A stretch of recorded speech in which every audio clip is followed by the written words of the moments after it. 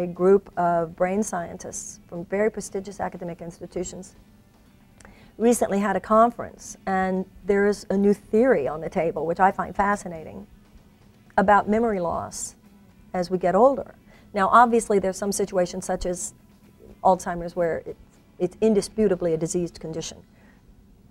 But there is this theory that certain kinds of memory loss do not represent disease or dysfunction, do not represent a devolutionary impulse, but rather an evolutionary impulse where the brain, not because it's breaking down, but because it's breaking through to a higher level of functioning, knows when it wants to drop attention to certain detail, because it's moving now into a place where its concentration and focus is on developing a sense of what the patterns mean rather than what the particular details represent.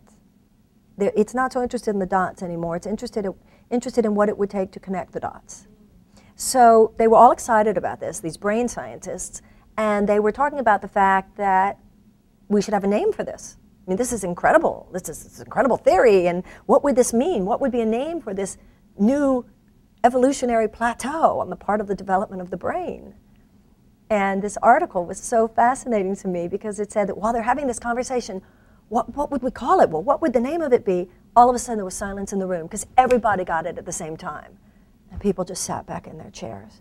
And finally one person said, wisdom.